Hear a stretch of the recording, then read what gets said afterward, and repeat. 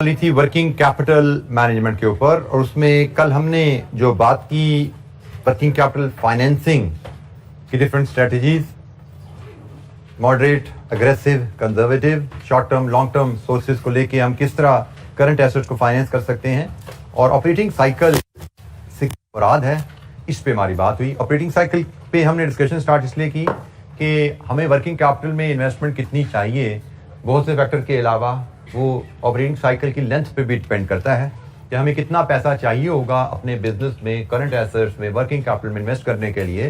तो हम वो बहुत ज़्यादा डिपेंडेंट है ऑपरेटिंग साइकिल की कैलकुलेशन के ऊपर। तो हमने ऑपरेटिंग साइकिल का मतलब कल समझा था, और अगर हमें डिफरेंट जो डेज की वैल्यूज हमें गिवन हो उनको लेके ऑपरेटिंग साइकिल कैसे डिटरमिन किया जाता है, इस पर भी बात हुई थी। तो किसी टर्म पे यहाँ तक जो हमने डिस्कशन की थी, कोई एक्सप्लेनेशन चाहिए आपको तो पूछिए।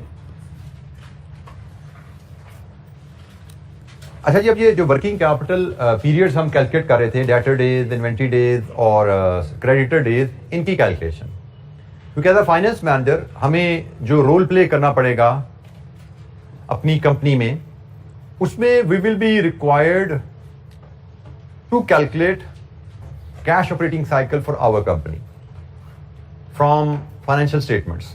हमें फाइनेंशियल स्टेटमेंट दी जाएंगी, उससे we will be expected to calculate cash operating cycle, और फिर उस कैश ऑपरेटिंग साइकिल की बेसिस पे हम अगले साल कितना वर्किंग कैपिटल रिक्वायर करेंगे, हमें अगले साल कितने वर्किंग कैपिटल की जरूरत पेश आने वाली है, वो फोरकास्ट किया जाता है, और फिर उसके मुताबिक फाइनेंस अरेंज करना, ये हमारी जिम्मेदारी है। जो साल गुजर गया मसला उसका नहीं होता, मसला है अगला नया साल शुरू होने वाला है, उस शुरू होने वाले साल में हमें कितने करंट एसेट की जरूरत होगी, कितनी हमारी करंट लायबिलिटीज होंगी, और कितना हमें वर्किंग कैपिटल की जरूरत पड़ेगी, current asset minus current liabilities, हमारे पास कितना वर्किंग कैपिटल होना चाहिए, और उसके हिसाब से फिर हम फाइनेंसिंग की अरेंजमेंट करते हैं ताकि बिजनेस को जितने पैसे की जरूरत पड़ने वाली है वो पैसा हमने पहले बंदोबस्त करके रखा हो।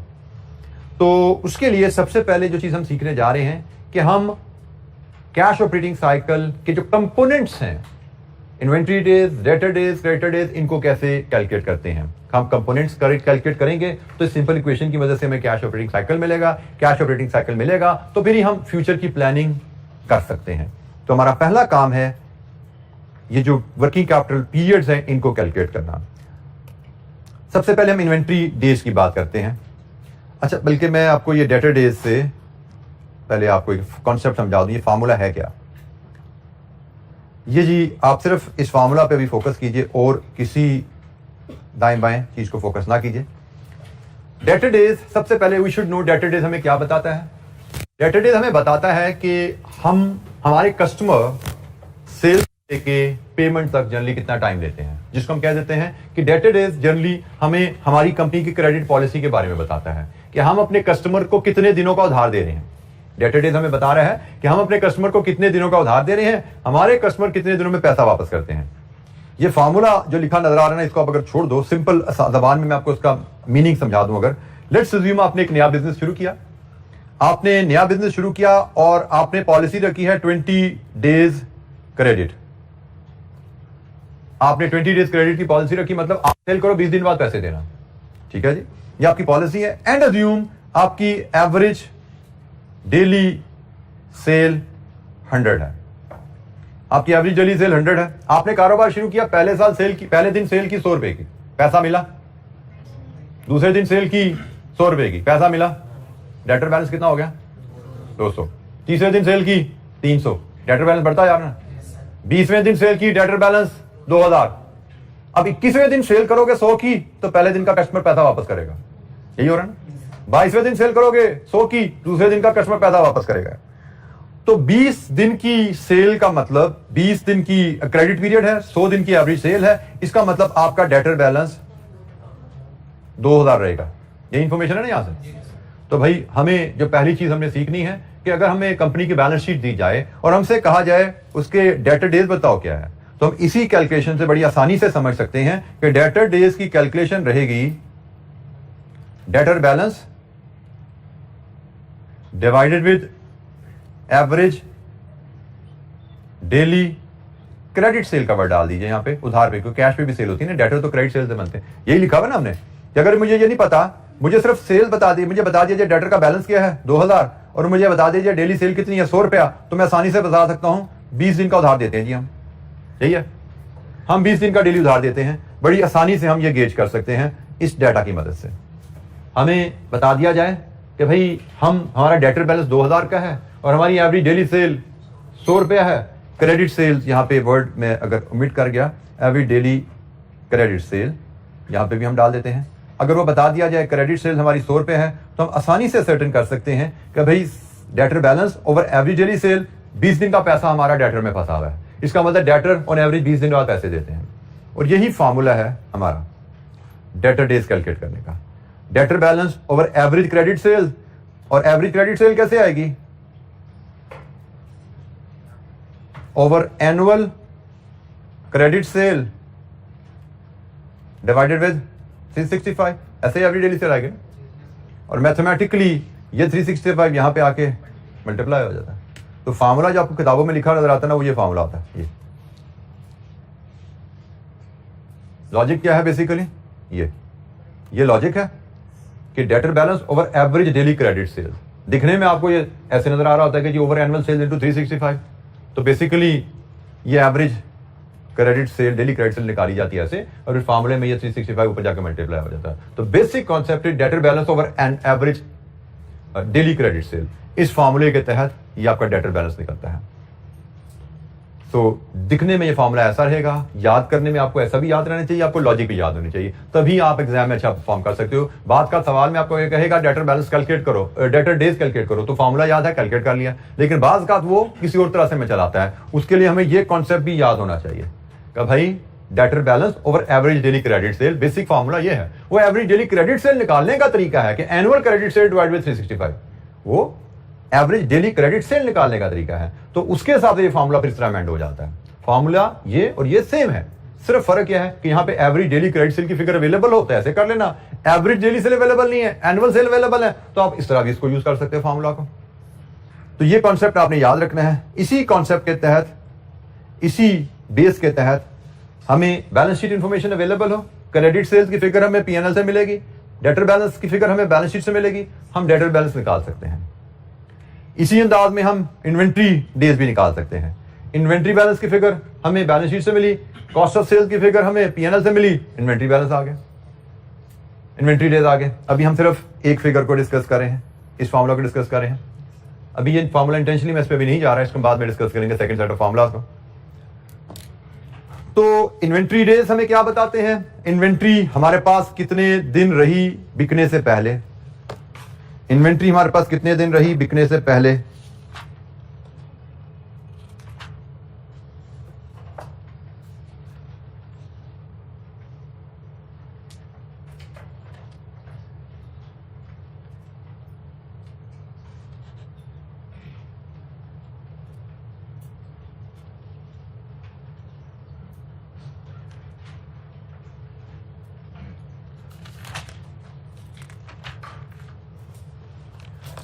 अच्छा जी, इन्वेंट्री की अगर तो हमें बैलेंस शीट में हमें डाटा में एक फिगर दी जाए तो हम एक इन्वेंट्री पीरियड कैलकुलेट करेंगे, लेकिन अगर हमें इन्वेंट्री के रॉ मटेरियल की फिगर ज़्यादा अवेलेबल है, वर्किंग प्रोसेस की फिगर ज़्यादा अवेलेबल है, फिनिश गुड्स की फिगर ज़्यादा अवेलेबल है, तो हम फिर 3 इन्वेंट्री पीरियड्स कैलकुलेट करते हैं और फॉर्मूला स्लाइटली अमेंड होता है। रॉ मटेरियल के लिए raw material inventory over annual raw material usage आता है, वर्किंग प्रोसेस के लिए working process inventory over annual cost of production आता है, और फिनिश गुड्स के लिए डिनोमिनेटर में एनुअल कॉस्ट ऑफ सेल लिया जाता है। सो दैट हमें 3 इन्वेंट्री डेज चाहिए या हमें 1 इन्वेंट्री डेज की फिगर चाहिए, दैट विल डिपेंड हमें क्वेश्चन में इंफॉर्मेशन क्या दी गई है। अगर हमें इन्वेंट्री की एक फिगर दी गई है तो हम इन्वेंट्री की एक पीरियड कैलकुलेट करेंगे कॉस्ट ऑफ सेल्स को डिनोमिनेटर में लेके। अगर हमें इन्वेंट्री के 3 बैलेंसेस दिए गए हैं तो तीनों के इन्वेंट्री डेज हमें अलग-अलग कैलकुलेट करने पड़ेंगे और टोटल इन्वेंट्री डेज इनका सम होगा। इन तीनों को सम करेंगे तो वो टोटल इन्वेंट्री डेज बनेगा। सो ये फार्मूलाज हमें थोड़े से याद करने पड़ेंगे, 1-2 दफा हम यूज करेंगे लिख के, तो ये हमें याद हो जाएंगे। इनको याद करके ही हम आगे चल पाएंगे। यहां पे एक और चीज भी ज़हन में रख लीजिए, अगर आपने इन्वेंट्री पीरियड डेज में कैलकुलेट करना है तो यहां पे 365 है, लेकिन अगर आपने इन्वेंट्री पीरियड वीक्स में कैलकुलेट करना है तो यहां पे 365 की जगह 52 लिख दो। अगर आपने इन्वेंट्री पीरियड मंथ में कैलकुलेट करना है तो 365 की जगह 12 लिख दो।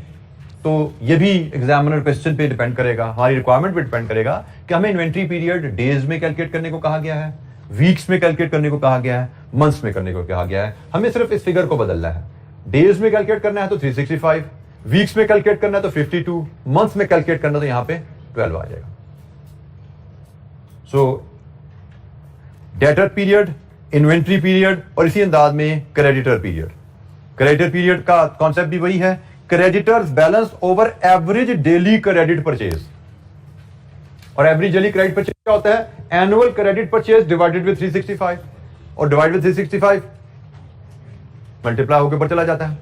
सो creditor balance over average daily credit purchase, ये फॉर्मूला है हमारा क्रेडिटर डेज का। तो ये वर्किंग कैपिटल पीरियड कैलकुलेट करना, वर्किंग कैपिटल पीरियड कैलकुलेट करना, inventory period, debtor period, creditor period, days में, वीक्स में, मंथ्स में। ये बेसिक से फार्मूलाज हैं जो मैंने आपको, ये क्रेडिटर का फार्मूला है, ये आपका डेटर का फार्मूला है, ये आपके इन्वेंट्री के अलग-अलग फार्मूलाज अगर देख रहे हो, या इन्वेंट्री का एक फार्मूला देख रहा हो। ये inventory period, debtor period, credit period के फार्मूलाज हैं, और इन्हीं फार्मूलाज के कॉन्टेक्स्ट में हमने ये भी बात कर ली वीक्स और मंथ्स के हिसाब से हम कैसे फार्मूलाज को एडजस्ट कर सकते हैं। जी एनी क्वेश्चन, कोई सवाल?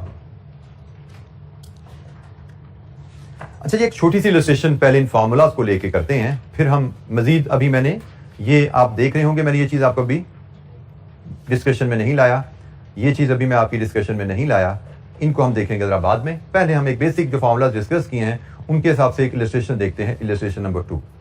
इलस्ट्रेशन नंबर 2 हम देखते हैं पहले, और फिर बात हम दोबारा करेंगे जो फार्मूलाज हमने थोड़े से छोड़े हैं उनके ऊपर। इलस्ट्रेशन नंबर 2 हमारे पास आ रही है जी, पेज नंबर, ये आ गई जी, पेज नंबर हमारे पास 126 है, इस पे इलस्ट्रेशन 2 आ रही है जी, ये हमारे पास है। Requirement, recalculate the relevant working capital ratios and cash operating cycle। ये जो हमने डेटर डेज, क्रेडिटर डेज निकालते हैं, इसको वर्किंग कैपिटल रेशियोज भी बात कर कहा जाता है, इसको वर्किंग कैपिटल रेशियोज भी कहा जाता है, इसको वर्किंग कैपिटल टर्नओवर रेशियोज भी कहा जाता है। Working capital turnover days, working capital turnover ratios या वर्किंग कैपिटल रेशियोज, किसी भी नाम से इनको बुलाया जा सकता है। तो इन शॉर्ट उसने कहा जी आप वर्किंग कैपिटल रेशियोज बनाइए, कैश ऑपरेटिंग साइकिल बनाइए, और round off your answers to the nearest days. Rounding off कर लीजिएगा, जहां पे डेज फ्रैक्शन में आएंगे राउंड ऑफ कर लीजिएगा। अच्छा जी, हम डेटा पढ़ते हैं।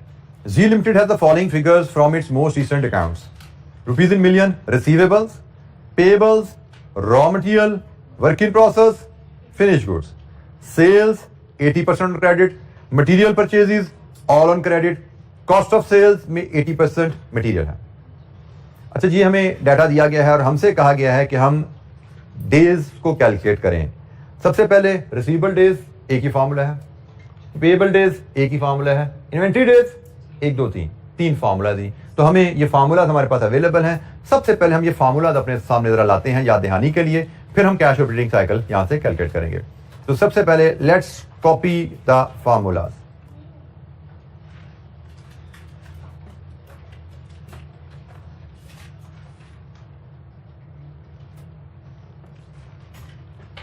इलस्ट्रेशन नंबर 2, हमें रिसीवेबल डेज चाहिए। रिसीवेबल डेज क्या लीजिए, डेटर डेज क्या लीजिए, एक ही बात है। और क्वेश्चन यहाँ पे बाय द वे क्वेश्चन तो खैर साइलेंट है, हमें डेज चाहिए या नियरेस्ट डे, डेज पे बताया तो हमें रिसीवेबल डेज चाहिए। फॉर्मूला है जी debtor balance divided with credit sales, annual credit sales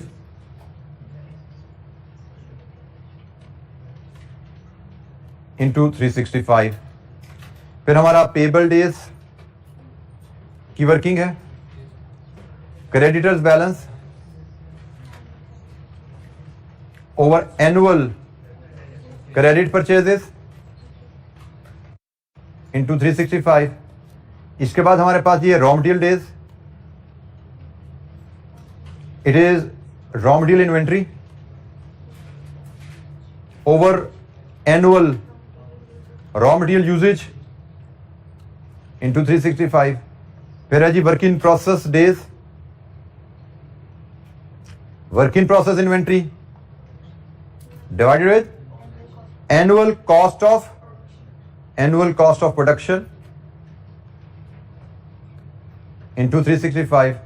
and finally finished goods days, finished goods inventory divided with annual cost of sales into 365. ये जी हमारे पास फॉर्मूलाज जो हमारे पास रेडीली अवेलेबल हैं उनको हमने सबसे पहले तो अपने सामने अरेंज कर लिया। अब इन फार्मूलाज में हमने वैल्यूज फीड करनी है। तो जो तो फिगर्स रेडीली अवेलेबल हैं, मेरा जैसा अंदाज होता है फॉर्मूला सामने आ जाए तो जो फिगर्स अवेलेबल हैं उनको डालते जाइए। Debtor balance readily available 4 million, annual credit sales, total sales available हैं 30 का 80%, ये भी फीड कर दिया जी हमने इंटू 365। ये डाटा कंप्लीट हो गया। 60 point make it 61 days, round of करने हैं जी हमने। Creditor balance, creditors balance given है जी हमें, payable balance 2 million divided with annual credit purchases. कहां से पता लग रहा है? Material purchase all on credit, बिल्कुल जी रेडीली अवेलेबल है, ये तो रेडीली अवेलेबल है। इंटू 365 कितना बना? 41 days. Raw material inventory readily available 1 million over raw material usage, raw material usage cost of sales 25 है, 25 का 80%, 25 का 80% इंटू 365 18 डेज। ठीक हो गया जी। इसके बाद work in process balance, work in process days के लिए work in process inventory 1.3 over cost of goods manufactured, cost of goods produced. Cost of goods produce की फिगर रेडीली अभी नजर नहीं आ रही, फिलहाल फिनिश गुड्स पे आ जाइए। फिनिश गुड्स में finish goods inventory 2 million over cost of sales 25 million into 365 कितना है जी? 29 डेज। अच्छा जी, अब जरा आखिरी आइटम देख लीजिए। हमें एनुअल कॉस्ट ऑफ प्रोडक्शन चाहिए, बल्कि कॉस्ट ऑफ प्रोडक्शन ज्यादा कॉस्ट ऑफ गुड्स प्रोड्यूस होती है, ऐसे ही है। कॉस्ट ऑफ गुड्स प्रोड्यूस और कॉस्ट ऑफ सेल्स में क्या डिफरेंस होता है? Opening closing stock of finish goods की एडजस्टमेंट। अगर जरा फॉर्मेट देन में लाओ, opening stock of raw material plus purchases minus closing stock raw material consume. Raw material consume में लेबर ओवरहेड ऐड करो तो एनुअल प्रोडक्शन कॉस्ट आती है, एनुअल प्रोडक्शन कॉस्ट आती है। इसमें opening closing stock work in process का adjust करो तो annual cost of units produced, production cost और कॉस्ट ऑफ यूनिट्स प्रोड्यूस में फर्क है। ठीक है, प्रोडक्शन कॉस्ट में वर्क इन प्रोसेस एडजस्ट करते हो तो कॉस्ट ऑफ यूनिट्स प्रोड्यूस आती है, और कॉस्ट ऑफ यूनिट्स प्रोड्यूस में आप opening closing stock finish goods adjust करते हो तो कॉस्ट ऑफ गुड्स सोल्ड आती है। तो ये मैंने अगर कहें तो हमने गलत लिख दिया यहां पे annual cost of units produced, annual cost of units produced, ये यहां पे राइट टर्म है जो यूज होनी चाहिए, annual cost of units produced. ये बुक में भी मुझे लगता है इसको ठीक कर लेना चाहिए हमें।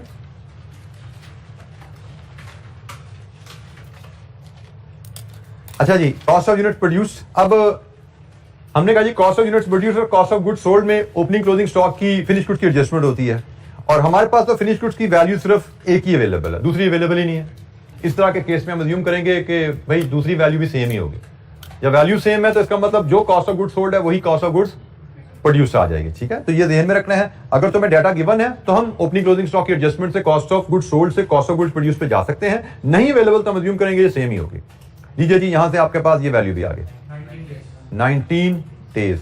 अब आप कैश ऑपरेटिंग साइकिल यहां से बड़ी आसानी से कैलकुलेट कर सकते हैं। सारी फिगर्स आपके पास हैं, सिर्फ पेबल डेज को आपने नेगेटिव कर देना है। यहां पे बाकी सबका सम ले लीजिए, ये आपका कैश ऑपरेटिंग साइकिल आ रहा है। तमाम फिगर सम होनी है, क्रेडिटर डेज माइनस हो जाने बीच में से 86 डेज। यह आपका जी कैश ऑपरेटिंग साइकिल हमारा यहां से आ गया। किसको बेटा? बेटा कैश ऑपरेटिंग साइकिल 86 डेज की मैंने डेफिनेशन तो कल आपको बताई थी कि कैश ऑपरेटिंग साइकिल क्या मेजर करता है? सप्लायर को पेमेंट से लेके कस्टमर से रिकवरी तक का टाइम लैग। दूसरे अल्फाज में आपका पैसा बिजनेस साइकिल में कितने दिन ब्लॉक होता है। आप पैसा डालते हो कब बिजनेस में? जब आपने सप्लायर को पेमेंट की, और पैसा वापस कब निकलता है बिजनेस ऑपरेशन से? जब कस्टमर से वापस आया, क्योंकि सप्लायर को पेमेंट की रॉ मटेरियल के बाद में, रॉ मटेरियल फिनिश से वर्क इन प्रोसेस से फिनिश गुड से डेटर, और डेटर से कैश वापस आने तक, ये जो वक्फा है इसको हम ऑपरेटिंग साइकिल कह रहे हैं। और इस वक्फे पे डिपेंडेंट है हमें बिजनेस में कितना पैसा इन्वेस्ट करना पड़ेगा। ये कैश ऑपरेटिंग साइकिल की लेंथ जितनी बढ़ती जाएगी उतनी आपकी फंड रिक्वायरमेंट कारोबार को चलाने के लिए बढ़ती जाती है। कॉन्सेप्ट बड़ा सिंपल है। आपने कस्टमर से जो पैसा आता है उसमें आपका प्रॉफिट एलिमेंट भी होता है ना। कस्टमर से जो पैसा आता है उसमें आपका प्रॉफिट एलिमेंट भी है, आपकी कॉस्ट भी सारी रिकवर होती है और आपकी प्रॉफिट्स भी आते हैं। जब तक कस्टमर से पैसा आपको नहीं मिल रहा तब तक सारे खर्चे आपको खुद फाइनेंस करने पड़ेंगे। आप रॉ मटेरियल भी खरीद रहे हो, बिजली का बिल भी दे रहे हो, तनख्वाहें भी दे रहे हो, आप चीजें बनाई जा रहे हो, रॉ मटेरियल खरीद के, तनख्वाहें देके, बिजली के बिल देके चीजें बनाई जा रहे हो, बेचते जा रहे हो, पैसा नहीं आ रहा अभी तक। तो जब तक पैसा नहीं आ रहा यह खर्चा आपकी जेब से डलता जा रहा है। जितना पैसा आने में देर होगी उतने ज्यादा पैसे कारोबार में डालने पड़ेंगे। फॉर एग्जाम्पल आज आपने बनाई चीज कैश पे बेच दी तो बस पैसा आ गया कस्टमर से, मजीद पैसा डालने की जरूरत नहीं, उस पैसे से कारोबार का साइकिल चलाओ। लेकिन आज डाला आपने पैसा कारोबार में, यूनिट्स बना के बेचे, पैसा नहीं आया तो कल फिर डालने पड़ेंगे, फिर यूनिट्स बना के बेचे, पैसा नहीं आया फिर डालने पड़ेंगे। जब तक कस्टमर से पैसा नहीं आ रहा आपको कारोबार में पैसा डालना पड़ेगा कारोबार को चलाने के लिए। जितना ज्यादा वक्फा है यहां पे उतनी ज्यादा इन्वेस्टमेंट है कारोबार में। हमने कहा था कैश ऑपरेटिंग साइकिल पे depend, length of cash operating cycle पे डिपेंड करेगा हमारी इन्वेस्टमेंट इन वर्किंग कैपिटल कितनी है। जितनी ये लेंथ बढ़ती जाती है उतनी इन्वेस्टमेंट रिक्वायरमेंट बढ़ती जाती है, उतने ज्यादा पैसे चाहिए आपको कारोबार को चलाने के लिए। तो ये हम कैलकुलेट क्यों करना सीख रहे हैं, ये हमें बताएगा, ये बताता है हमारी लेंथ ऑफ ऑपरेटिंग साइकिल क्या है और इस लेंथ का ताल्लुक हमारी फंडिंग रिक्वायरमेंट से है। और हमारा टारगेट हुआ करेगा बाय द वे इसको कम से कम रखना, इसको कम से कम रखना हमारा टारगेट होगा। उसमें हमारी बात अलहदा डिटेल में कभी किसी और स्टेज पे होगी, इस सिलेबस पे तो बहुत ज्यादा डिस्कशन नहीं है। हमारा टारगेट होगा इसको कम से कम करना। इसको कम से कम करने का तरीका क्या है, इसको कम करो, इसको बढ़ाओ, इसको कम करो, इसको कम करो, इसको कम करो, तो ओवरऑल ऑपरेटिंग साइकिल कम होगा। ओवरऑल ऑपरेटिंग साइकिल कम हुआ, फंडिंग रिक्वायरमेंट कम होगी। फंडिंग रिक्वायरमेंट कम हुई, ये हम पहले ही बात कर चुके हैं कि वर्किंग कैपिटल में जो इन्वेस्टमेंट होती है वो प्रोडक्टिव इन्वेस्टमेंट नहीं होती। वर्किंग कैपिटल में इन्वेस्टमेंट किया था हमारी प्रॉफिटेबिलिटी डाउन हो जाती है। वो हम इन्वेस्टमेंट सिर्फ किस लिए कर रहे हैं, लिक्विडिटी रखने के लिए। उसका मकसद हमारा कोई रिटर्न कमाना नहीं होता। कैपिटल एसेट में जो इन्वेस्टमेंट होती है that is for return. Machinery में पैसा लगाओगे ना, प्रोडक्शन होगी ज्यादा, प्रोडक्शन ज्यादा होगी, सेल ज्यादा होगी, सेल ज्यादा होगी, मुनाफा ज्यादा आएगा। सो कैपिटल एसेट में इन्वेस्टमेंट आपके बिजनेस के वॉल्यूम को बढ़ाने में सपोर्ट करती है, एडिशनल वॉल्यूम को सपोर्ट करेगा, एडिशनल प्रॉफिट्स आएंगे। लेकिन वर्किंग कैपिटल में इन्वेस्टमेंट आप सिर्फ लिक्विडिटी के लिए कर रहे होते हो, कोई एडिशनल प्रॉफिट्स के लिए नहीं कर रहे होते। बल्कि हम तो उल्टा कहते हैं वर्किंग कैपिटल इन्वेस्टमेंट से लिक्विडिटी बढ़ाने से हमारी प्रॉफिटेबिलिटी नीचे जा रही होती है। ठीक है, तो हमने कोशिश करनी है कि हमारी इन्वेस्टमेंट इन वर्किंग कैपिटल कम से कम हो, लेकिन लिक्विडिटी पे कॉम्प्रोमाइज भी नहीं करना, क्योंकि लिक्विडिटी कॉम्प्रोमाइज होगी तो बिजनेस फिर से ठप हो जाएगा। पैसे डालने हैं वर्किंग कैपिटल में, कम से कम डालने हैं और उसके लिए इसको कम से कम रखना है। तो ये पहले हमें इसको कम से कम रखने के लिए जानने की जरूरत है। ये फिगर आती कहां से है, ये फिगर आती है कस्टमर कितने दिनों में पैसा वापस करता है। चलो इस पर भी थोड़ी सी बात कर देते हैं। कस्टमर 60 दिनों में पैसा दे रहा है तो भाई थोड़ा उसको फॉलोअप करके कॉल करके जरा पैसे 4 दिन पहले मंगवाने की कोशिश कर लो, को थोड़ा डिस्काउंट ऑफर कर दो, उसको अर्ली पेमेंट पे डिस्काउंट दे दो, शायद पैसा जल्दी दे दे। पैसा जल्दी देगा तो ये कम हो जाएगा। सिमिलरली इन्वेंट्री, रॉ मटेरियल आया, वर्किंग प्रोसेस इतने दिन प्रोडक्शन में लगे, ये इस पे बात हो सकती है। 19 दिन प्रोडक्शन पे लग जाते हमारे। वर्किंग प्रोसेस डेज क्या बता रहे हैं, रॉ मटेरियल को फिनिश गुड में कन्वर्ट करने में फैक्ट्री में कितना टाइम लगा, तो 19 दिन लग रहे हैं। इसको कम किया जा सकता है। Answer could be yes. अगर हम लेटेस्ट टेक्नोलॉजी की मशीन ले आए तो ये कम हो सकता है टाइम, तो भी इसको कम करेंगे तो इन्वेंट्री डेज कम हो जाएंगे। 20 दिन की जगह हम 10 दिन में प्रोडक्शन कंप्लीट कर लें तो ये कम हो गया ना दिन, ये कम हो गया, ये कम हुआ तो हमारे ओवरऑल इन्वेस्टमेंट कम होगी। सिमिलरली फिनिश्ड गुड्स, 29 दिन माल पड़ा रहता है हमारे गोदाम में, फिर बिकता है कहीं जाके, भाई सेल्स टीम को पुश लगाओ, इतने दिन क्यों पड़ा रहता है, सेल्स टीम को पुश करो, थोड़ा सा जल्दी बेचें, तो ये कम करो। तो मतलब ये हमें बता रहा है लेंथ क्या है, लेंथ को कम करना, इन्वेस्टमेंट को कम करना है। इन्वेस्टमेंट को कम करने के लिए इंडिविजुअल कंपोनेंट्स पे तवज्जो करो। जैसे मैंने ब्रीफली आपसे स्टेप्स डिस्कस किए, क्या पॉसिबल स्टेप्स हो सकते हैं इनको कम करने के लिए। जब ये कंपोनेंट्स कम होंगे, कंपोनेंट्स हमारे फेवर में जाएंगे, तो overall cash operating cycle favour में जाएगा। Overall cash operating cycle favour में गया, कम हुआ तो हमारी इन्वेस्टमेंट रिक्वायरमेंट कम होगी, और इन्वेस्टमेंट कम हुई तो इसका मतलब लिक्विडिटी को मेंटेन करते हुए हम प्रॉफिट को बढ़ा पाएंगे। जी बेटा, क्वेश्चन करना चाहते हैं?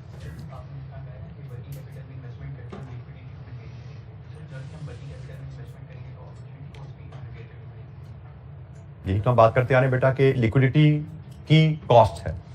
लिक्विडिटी का मतलब कारोबार में पैसा रखा आपने, ठीक है, फंड्स रखे हुए आपने, वो फंड्स किसी सोर्स से आपने अरेंज किए हुए हैं। तो लिक्विडिटी रखने के लिए आपने फंड कहीं से रेज किए, अकाउंटिंग एंट्री समझ लो ना, डेबिट आपका कैश हुआ है तो क्रेडिट लोन भी तो हो गया ना। डेबिट आपका स्टॉक हुआ है तो क्रेडिट कहीं से पैसा आया भी तो होगा ना। तो डेबिट साइड पे लिक्विडिटी का मतलब करंट एसेट्स बढ़ाओ, तो करंट एसेट डेबिट साइड पे बढ़ रहे हैं तो क्रेडिट साइड पे फाइनेंस का कोई सोर्स भी तो बढ़ रहा है ना, जिसकी कॉस्ट बढ़ रही है आपको।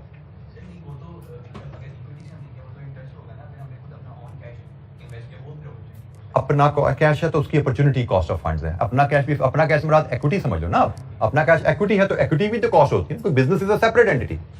हम तो बिजनेस को एनालाइज कर रहे हैं। बिजनेस ने पैसा शेयर होल्डर से लिया है, बिजनेस ने पैसा डेट प्रोवाइडर से लिया। बिजनेस का अपना पैसा कुछ नहीं होता। Business is a separate entity. Business takes money from the investor. वो डेट इन्वेस्टर भी हो सकता है, वो इक्विटी इन्वेस्टर भी हो सकता है। जिससे भी पैसा लेगा business, it will have a cost. जी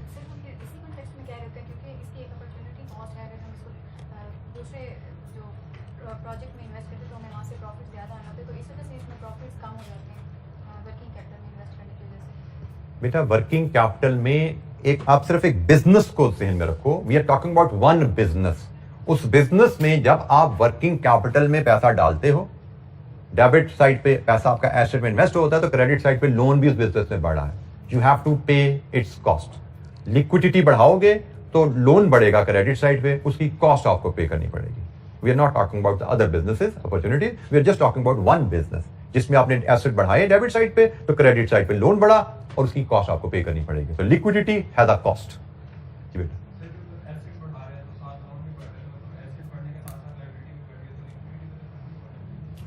बेटा कैपिटल लिक्विडिटी की डेफिनेशन क्या दी थी? Company should have sufficient liquid assets available to pay off its liability, primarily short term liability when they fall due. और जब हम कैपिटल, वर्किंग कैपिटल की बात करते हैं तो वहां पे हम बात ही ये कर रहे हैं कि करंट एसेट की फाइनेंसिंग के लिए लॉन्ग टर्म फाइनेंस को यूज करना। Long term finance will not fall due shortly. Due क्या होगा? Short term liabilities. तो हमने working capital, long term finance भी हमने डाला हुआ है करंट एसेट में, और सफिशिएंट लॉन्ग टर्म फाइनेंस डालना है, क्योंकि लॉन्ग टर्म फाइनेंस से ड्यू नहीं होना। हमने लॉन्ग टर्म फाइनेंस डाला किस लिए? कि शॉर्ट टर्म फाइनेंस अगर कभी ड्यू हो जाए तो हमारे पास पैसा पड़ा उसको पे ऑफ करने के लिए। लॉन्ग टर्म में हमारे पास टाइम है, हम अरेंज कर लेंगे इसको पैसा बाद में। शॉर्ट टर्म फाइनेंस जब ड्यू होता है उसमें में ट्रबल आती है कि वो ड्यू हो गया, कैसे पे करें? We must have sufficient cash in the business to pay off short term liability. जी कोई और सवाल?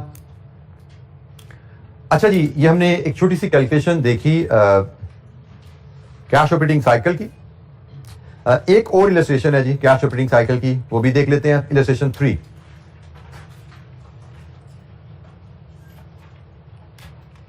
इसी के साथ हमारे आ रही है, जिसकी रिक्वायरमेंट भी सेम है जी, calculate cash operating cycle. Data इसमें भी देखें तो रिसीवेबल्स हैं, पेबल्स हैं, raw material inventory, working process, finish goods, sales all on credit. Gross profit margin 25% of sale. Inventory levels are constant, मतलब ओपनिंग क्लोजिंग स्टॉक बराबर है, उसने क्लियरली बता दिया। Raw material are 80% of cost of sales, all on credit. ये data है cash operating cycle निकालना है। पहली बात, कैश ऑपरेटिंग साइकिल, यहां पे 3 inventory days, 1 receivable days, 1 payable days, total 5 components निकालेंगे, फिर हमारा कैश ऑपरेटिंग साइकिल पूरा होगा। तो 5 कंपोनेंट्स के लिए हम पहले तो ये फार्मूला हमारे पास पांचों अवेलेबल हैं। इन्हीं फार्मूलाज को मैं अगर यहां से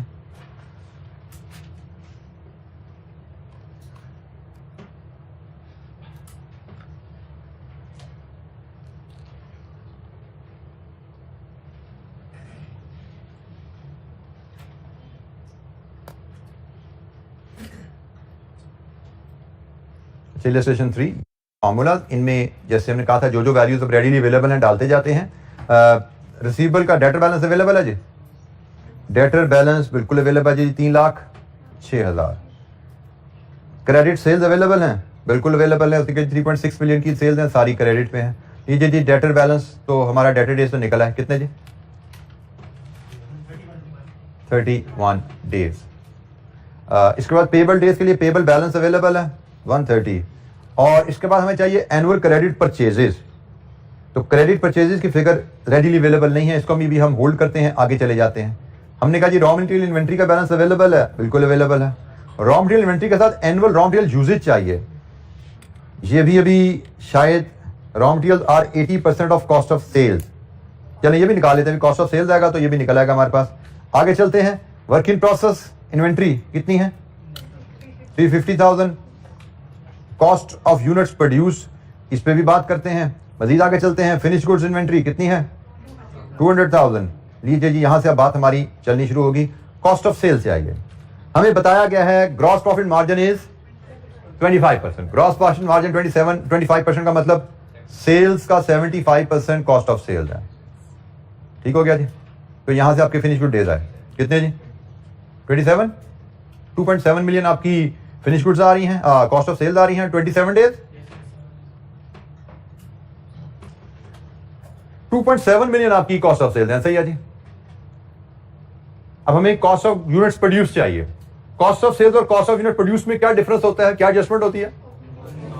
opening closing work in process की, और हमें बताया गया इन्वेंटरी लेवल्स आर कांस्टेंट। इसका मतलब जो कॉस्ट ऑफ सेल्स है वही कॉस्ट ऑफ यूनिट प्रोड्यूस है, तो 2.7 मिलियन। तो बताइए यहां से वर्किंग प्रोसेस डेज कितने आए? 47 डेज। रॉ मटेरियल यूजेज, हमें कहा गया है raw material usage 80% of cost of sales है।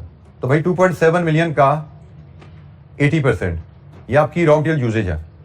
तो कितने बने रॉ मटेरियल डेज? 35, 25। ये रॉ मटेरियल यूजेज आ गए। अब हमें परचेजेस चाहिए।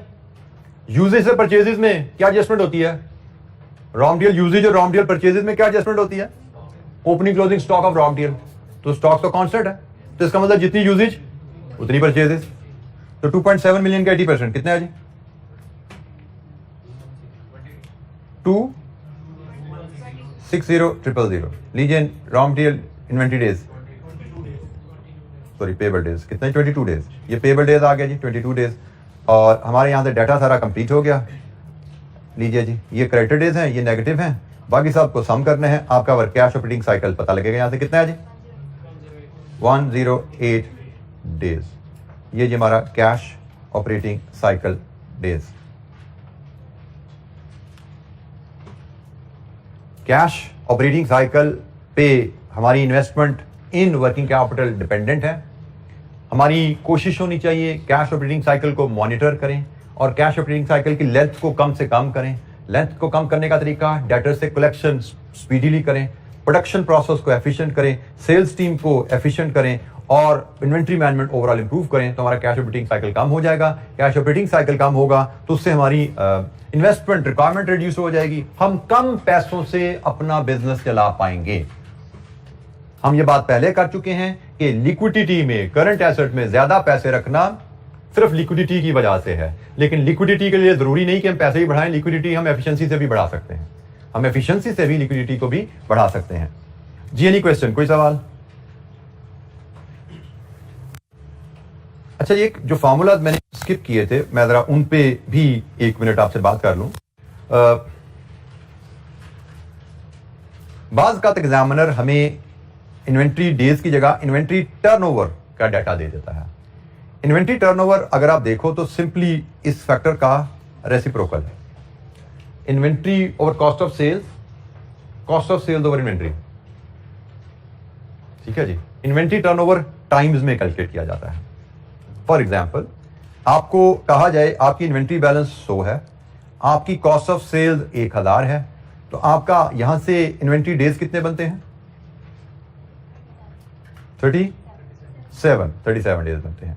और यही अगर आप टर्नओवर में कैलकुलेट करने जाओ तो 1000 ओवर 100 आपका टर्नओवर है 10 टाइम्स। अब इंटरप्रिटेशन थोड़ी फर्क है। इन्वेंट्री टर्नओवर, इन्वेंट्री डेज 37 का मतलब कि जब हम इन्वेंट्री खरीदते हैं तब से लेकर इन्वेंट्री बेचने तक 37 डेज लगते हैं। इसकी इंटरप्रिटेशन क्या है? इन्वेंट्री खरीदने से लेकर इन्वेंट्री बेचने तक 37 डेज लगते हैं।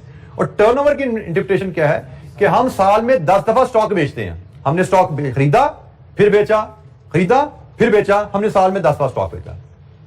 तो इंटरप्रिटेशन डिफरेंट है, वैल्यूज फर्क है। ये है 37 डेज, मतलब हम इन्वेंट्री खरीदने के 37 दिन बाद बेचते हैं। तो भाई इन्वेंट्री खरीदने का बेसिकली प्रिसाइजली तो ये 36.5 था ना। इन्वेंट्री खरीदने के 36.5 डेज बाद बेचते हो तो साल में 10 दफा खरीद के बेच पाओगे ना, क्योंकि साल में 365 दिन है। वही बात यहां पे टर्नओवर नजर आ रही है कि साल में 10 दफा इन्वेंट्री खरीद के बेचते हैं। जिस तरह हमने बात की, जितने इन्वेंट्री डेज कम होंगे उतना बिजनेस के लिए अच्छा है, क्योंकि इन्वेंट्री डेज कम होने का मतलब कैश ऑपरेटिंग साइकिल कम होना, कैश ऑपरेटिंग साइकिल कम होने का मतलब इन्वेस्टमेंट कम होना, बिजनेस के लिए अच्छा है। तो जितने इन्वेंट्री डेज कम होंगे उतना ही बिजनेस के लिए अच्छा है। इसी तरह जितना टर्नओवर टाइम ज्यादा होगा, क्योंकि रेसिप्रोकल है ना, उतना बिजनेस के लिए अच्छा है। तो हमें बाद का एग्जामिनर डाटा इस शेप में भी दे सकता है, इन्वेंट्री टर्नओवर टाइम्स में दे सकता है। इन्वेंट्री डेज की बजाय इन्वेंट्री टर्नओवर टाइम में दे सकता है। टाइम से डेज में जाना कोई दिक्कत वाली बात नहीं है। जैसे हमने टाइम से अगर डेज में जाना है तो सिंपली 365/10 कर दो, 365/10 कर दो तो डेज आ गए ना। तो इन्वेंट्री टर्नओवर अगर आपको टाइम्स में दिया जाए तो उससे डेज में कन्वर्ट करना बड़ा आसान है। इन्वेंट्री टर्नओवर टाइम्स में दिया गया है, उसको आपने वीक्स में कन्वर्ट करना है तो वो भी बड़ा आसान है। 52/10 कर दो, 5.2 वीक्स हो गया। 37 डेज का मतलब 5.2 वीक्स ही बनता है। आपने इसको मंथ में कन्वर्ट करना है तो 12/10 कर दो, 1.2 मंथ्स हो गया। तो 37 डेज का मतलब 1.2 मंथ्स ही तो है। तो आपको टाइम्स में भी दिया जाए टर्नओवर तो उसको डेज में कन्वर्ट करने का रिलेशनशिप बड़ा आसान है। डेज में कन्वर्ट करना हो टाइम्स को, वीक्स में कन्वर्ट करना हो, मंथ्स में कन्वर्ट करना हो, ये रिलेशनशिप हमें अवेलेबल है। सो क्वेश्चन में हमसे टर्नओवर डेज भी कहा जा सकता है, टर्नओवर टाइम्स में भी दिया जा सकता है, और इन दोनों का रिलेशनशिप मैंने आपसे शेयर कर लिया। सिमिलरली जैसा इन्वेंट्री टर्नओवर है, ये आपको डेटर्स टर्नओवर में भी यही चीज नजर आ रही है। Debtors over credit sales, credit sales over debtors, वही बात यहाँ पे भी है कि debtor turnover days, debtor turnover times, वही रिलेशनशिप यहाँ पे भी एग्जिस्ट करता है कि टाइम्स का डेज में आप कन्वर्ट करना हो, डेज को टाइम्स में कन्वर्ट करना हो। ये रिलेशनशिप हमें दोनों तरह से पता होना चाहिए। फार्मूला हम अकॉर्डिंगली दोनों फार्मूला की हमें समझ होनी चाहिए। एग्जामिनर हमसे डेज कैलकुलेट करने को है, हम कैलकुलेट कर सकते हैं। हमें टर्नओवर टाइम्स में निकालने को है, कर सकते हैं। हमें टाइम्स दे दे, टाइम से डेज में जाने को कहे, हम जा सकते हैं। और आगे ये रिलेशनशिप बेसिक अगर हमें क्लियर हो तो आगे जो भी इसकी इंटरप्रिटेशन है, जो भी इसका यूज है प्रैक्टिस में, उस पर हम बात कर सकेंगे। जी any question? Working capital turnover days, working capital turnover ratios, इसको भी बात कर रेशियो कह दिया जाता है। इन डेज को भी बात का examiner working capital turnover ratios कह रहा होता है, ठीक है। तो लेकिन प्रिसाइजली ये वर्किंग कैपिटल टर्नओवर पीरियड कहलाता है, ये वर्किंग कैपिटल टर्नओवर रेशियो कहलाता है। Working capital turnover period days में भी ले सकते हैं, मंथ्स में भी ले सकते हैं, वीक्स में भी ले सकते हैं। Working capital turnover ratio times में ली जाती है, और टाइम्स को मंथ्स में कन्वर्ट करना, टाइम्स को डेज में कन्वर्ट करना, टाइम्स को वीक्स में कन्वर्ट करना, इट्स वेरी सिंपल। टाइम्स को कन्वर्ट करना डेज में, टाइम्स को वीक्स में, टाइम्स को मंथ्स में कन्वर्ट करना, इट इज वेरी सिंपल। जी एनी क्वेश्चन? टर्नओवर डेज और टर्नओवर रेशियोज में फर्क और इनका आपस में रिलेशनशिप।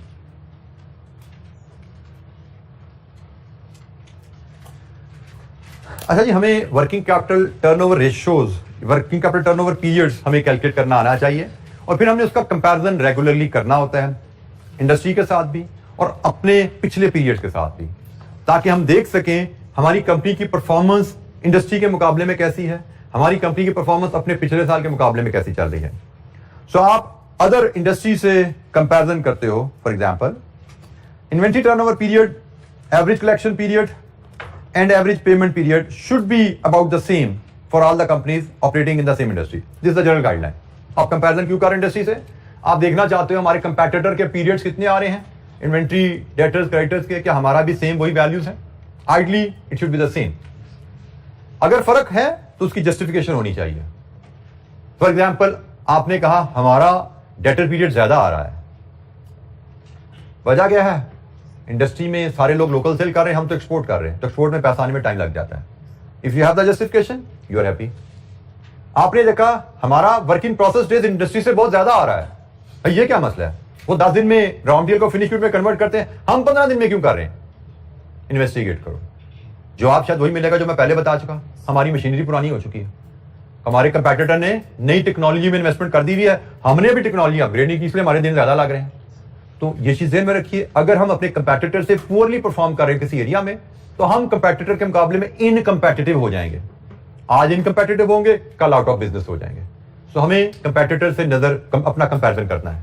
वर्किंग कैपिटल रेशियोज एक अहम एरिया है जिसमें आप इंडस्ट्री से कंपैरिजन कर रहे हो to see where you stand, and where the values are same you are comfortable, अच्छी है आपकी, यू आर हैप्पी। लेकिन जहां पे आपकी वैल्यूज खराब है and you don't have justification for that, you need to investigate and you need to resolve that area, otherwise you will be incompetitive and you will be out of business very soon. So ये हम बात कर रहे हैं इस्तेमाल। हाँ, for example हमारा inventory period ज्यादा आया, रॉ मटेरियल का इन्वेंट्री पीरियड ज्यादा आया, भाई वो क्यों ज्यादा है? पता लगा वजह क्या है? हमारे पास स्लो मूविंग आइटम पड़ी हुई है, हमारे पास ऑब्सोलीट स्टॉक पड़ा हुआ है। तो क्यों पड़ा हुआ भाई? वो स्टॉक हमारे पास क्यों पड़ा हुआ है जिसकी हमें जरूरत नहीं है? उसको बेचो, पैसा निकालो वहां से। सो जब आप कंपैरिजन करते हो, आपकी अपनी एफिशिएंसी आपके सामने आती है, आपकी टीम कैसे परफॉर्म कर रही है। अगर आपने देखा हमारा इन्वेंट्री पीरियड ज्यादा है कंपैरेटर के मुकाबले में, this could be one reason कि हमारी इन्वेंट्री में स्लो मूविंग आइटम पड़ी हुई है, हमें जरूरत पड़ती है 6 महीने बाद, हमने अगले 5 साल का स्टॉक खरीद कर रखा है। हमारी इन्वेंट्री में ऐसी आइटम पड़ी हुई है जो हमने पिछले किसी कस्टमर के लिए खरीदी थी, वो ऑर्डर ही कैंसिल हो गया, हमें उसकी जरूरत ही नहीं है, ऑब्सोलीट होगी हमारे लिए, तो क्यों पड़ी है भाई? उनमें पैसा ब्लॉक हुआ है, उन्होंने हमारी जगह ऑक्यूपाई की हुई है, होल्डिंग कॉस्ट, स्टोरेज कॉस्ट हमें पड़ी है, इनएफिशिएंसी है, निकालो उनको, कंपैरिजन करोगे तो पता लगा। अगर आप सिर्फ अपनी चीजों पे तवज्जो रखोगे, बात का चीजें हाईलाइट नहीं होती, कंपैरिजन में हाईलाइट होती हैं कि भाई इंडस्ट्री में क्या चल रहा है। इसी तरह कंपैरिजन प्रीवियस ईयर से करना वो भी हमें हेल्प करता है, इंडस्ट्री से कंपैरिजन भी हेल्प कर रहा है, प्रीवियस ईयर से कंपैरिजन अपना वो भी हेल्प करता है कि अगर हमारे डेटर डेज बढ़ रहे हैं, इसका मतलब हमारी जो कलेक्शन टीम है वो सुस्त हो गई है। डेटर डेज बढ़ने का मतलब क्या? पिछले साल के मुकाबले में कि पहले डेटर 10 दिन में पैसा दे देता था, अब 15 दिन लगा रहे हैं, क्यों भाई? Do we have justification? क्या हमने पॉलिसी बदल ली है अपनी कंपनी की? अगर पॉलिसी नहीं बदली, पॉलिसी बदली है तो ठीक है, जस्टिफाइड है चेंज कि जी पहले हमारी पॉलिसी 10 दिन की थी या 15 दिन की है, लेकिन अगर पॉलिसी नहीं बदली फिर 15 दिन क्यों लग रहे हैं? इनएफिशिएंसी। अच्छा जी, comparison with the previous year हमें अपने परफॉर्मेंस ट्रेंड्स बताएगा। जैसे हम बात करते हैं, अगर हमारा डेटर पीरियड एक्सटेंड हो गया तो this may be an indication of poor performance of collection team. अगर हमारा इन्वेंट्री पीरियड बढ़ गया है, this may be poor indication of inventory management, या वही जैसे मैंने कहा एग्जिस्टेंस ऑफ ऑब्सोलीट और स्लो मूविंग आइटम, हमने इस साल को ऐसी इन्वेंट्री डाली है जो हम इस्तेमाल ही नहीं कर रहे। सो कंपैरिजन भी आपको बताता है कि आपके कहां पे आपकी परफॉर्मेंस बेहतर हो रही है, कहां पे परफॉर्मेंस आपकी डिटीरियरेट हो रही है। So working capital cash operating cycle ratios calculate करना, उसको इंडस्ट्री से कंपेयर करना, डिफरेंट कंपोनेंट्स को, और उसको कंपोनेंट्स को प्रायर ईयर से कंपेयर करना, that will help us identifying an area of improvement and we can work to on them to improve our performance, reduce our cash operating cycle, thus reduce our investment। और investment reduce कर पाएंगे तो हमने कहा जो optimal हमने relationship लाना है, लिक्विडिटी रखनी जरूर है, बट जरूरत से ज्यादा स्टॉक रखना तो ज्यादा है ना, ऑब्सोलीट स्टॉक रखा वो तो ज्यादा है। हमने उधार देना जरूर है, लेकिन टाइम पे वापस भी लेना है। 10 दिन की पॉलिसी है तो 10 दिन का उधार दो, वापस भी तो लो 10 दिन बाद, 15 दिन क्यों लगा रहे हो? So this is how we maintain balance, liquidity भी रख रहे हैं और कोशिश कर रहे हैं कि इन्वेस्टमेंट हमारी ऑप्टिमाइज रहे, जितनी रिक्वायरमेंट है उतनी इन्वेस्टमेंट हो ज्यादा ना हो, ताकि हमारे प्रॉफिट भी मैक्सिमम लेवल पे रह सके। अच्छा ये आज के लिए इतना ही, बाकी इंशाअल्लाह हम कंटिन्यू करेंगे नेक्स्ट लेक्चर से। कल के लिए एक अनाउंसमेंट है, कल मुझे आउट ऑफ स्टेशन जाना है, जैसे अनफॉर्चुनेटली मैं कल का लेक्चर नहीं ले पाऊंगा। Will be meeting next week, और कॉन्सिडेंटली इस वीक का मेरा तो मेकअप एक एक्स्ट्रा लेक्चर से हो गया था, बट आई नेवर थॉट कि मुझे सैटरडे ऑफ करना पड़ेगा। मेरा ख्याल था कि हम एक एक्स्ट्रा लेक्चर कर पाएंगे, लेकिन बहरहाल जो अल्लाह का मंजूर, तो नेक्स्ट वीक इंशाअल्लाह मिलेंगे। ये चैप्टर हमारा तकरीबन खत्म होने वाला है, इसमें शायद नेक्स्ट वीक जब हम मिलेंगे डिस्कशन हमारी कंप्लीट होगी, उसके बाद हम एक दिन मे बी पास पेपर्स का करेंगे। तो थर्सडे फ्राइडे सैटरडे से इंशाल्लाह नेक्स्ट वीक, या फ्राइडे से या सैटरडे से हमारा नेक्स्ट चैप्टर जो है फोरकास्टिंग एंड बजटिंग, हम उस पर बात कर रहे होंगे। ठीक है, थैंक यू वेरी मच, अस्सलाम वालेकुम।